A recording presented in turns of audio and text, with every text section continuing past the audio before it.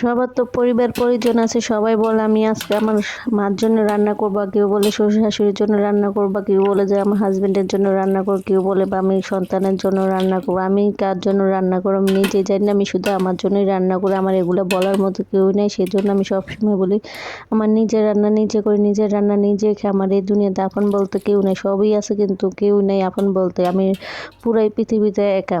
Hello everyone, কী অবস্থা? আশা করি সবাই ভালো আছেন, আমিও ভালো আছি। আজকে আমি হাতে মেখে গরু মাংস রান্না করব, কীভাবে রান্না করি সেটা আজকে আপনাদের সাথে শেয়ার করব। আমি যেভাবে রান্না করি সেটা আজকে দেখাবো। তো আমি আজকে রাইস কুকারে রান্না করব, সেটা আজকে আমি কীভাবে করি সেটা আজকে দেখাবো। যে প্রথমে হলুদ মরিচ সব কিছু পরিমাণ মতো দিয়ে দিতেছি, আদা রসুন পরিমাণ মতো সব কিছু দিব, দিয়ে তারপরে রান্না করব। যে দুঃখের কথা কি করব বলেন ভাই, শুক্রবার হলে তো অনেকটা বায়না ধরে, যে পরিবার পরিজন আছে তারাই শুধু বায়না ধরে। আর আমার বায়না দেওয়ার মতো কেউই না। আমার যেটা মন চায় আমি সেটাই করি, যেটা মন চায় সেটাই খাই, যেটা কেউ শাসন করে না, কিছু কেউ বলারও না, কোনো কিছুই না। আমার মতো মনে হয় এই দুনিয়াতে এরকম লোক কয়জনই আছে। না থাকার হচ্ছে একরকম, আর থাইকা যে না থাকে সেটা হচ্ছে অন্যরকম। এর মতো কষ্ট মনে এই পৃথিবীতে আর কোনো কিছুই হয় না। যদি না থাকতো সেটা মনের বুঝেন যে আমার কেউ নেই, আমার সব আছে। দেখেন আমার সব আছে, আজকে 2 বছর ধরে আমি সবার থেকে আলাদা। তো সেই জন্য আমার কাছে কোনো বায়না ধরে কোনো লোকও না। আমি যখন যেভাবে পারি সেভাবে রান্না করিব। কেউ বলার মতো না যে আজকে খারাপ হয়েছে বা ভালো হয়েছে বা এটা সেটা হাবি জাবি ইত্যাদি এগুলো বলার মতো কেউই নেই। তো যে ফাইনালি মাংসটা ভালো করে মাখামাখি করে আধা ঘন্টা রেস্টে রেখে এখন মাংসটা বসে দিছি। কাজ করতেও তো ভুলে গেছিলাম, অফ ক্যামেরা দেখাইতে পারি না। আজকে রান্নাটা ঘরে বসাইছে, এই জন্য একটু অন্ধকার দেখা যাইতেছে, বাইরে করি নাই। যেহেতু রাইস করে রান্না করছি সেজন্য একটু ঘরেই রান্না করছি।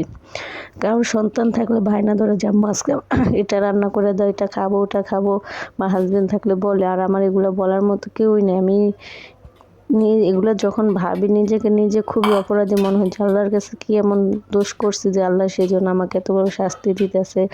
যাই হোক, কথা বলতে বলতে অনেক কিছু বলে ফেলান যায়, অনেক কিছু বলা যায়। কিছু কথা বলতে গেলে আবেগে আর কাজ করে না, সেজন্য বলতে চাই না। বা মানুষ শুনলে ভাবে না ভিউ পাওয়ার জন্য বা সিম্পেথি পাওয়ার জন্য এগুলো বলি। তো যাই হোক, কথা বলতে বলতে রান্নাটা হয়ে গেছে। যে এখন দেখেন ফাইনাল রান্নাটা এই যে এই অবস্থা হয়েছে। এখন জিরার গুঁড়ো একটু দিয়ে দিব পরিমাণ মতো। রান্নাটা অনেক লোভনীয় দেখতে হয়েছে, তাই না? আর আজকে রান্নাটা কেমন হয়েছে অবশ্যই কমেন্টস করে জানাবেন। আর যদি রান্নাটা ভালো লাগে অবশ্যই একটু শেয়ার করে দিবেন। আর একটা কথা, প্লিজ দয়া করে কেউ আমাকে আনফলো দিবেন। আমি নতুন ইউজার দিকে আমাকে কেউ অবহেলা করবেন না। ইনশাল্লাহ আল্লাহ যদি সহায় থাকে একদিন না একদিন আমি সফল হবই। এই কষ্টের দিন কি মানুষের সবসময় থাকে না। একদিন না একদিন আমি স্বাবলম্বী হবই, বা আমার সব কিছু ঠিক হবেই আল্লাহ যদি সহায় থাকে, বা আপনাদের ভালোবাসা যদি পাশে থাকে। আজকে ভিডিওটি এই পর্যন্ত, নতুন আরেকটা ভিডিও নিয়ে চলে আসবো। আল্লাহ হাফেজ।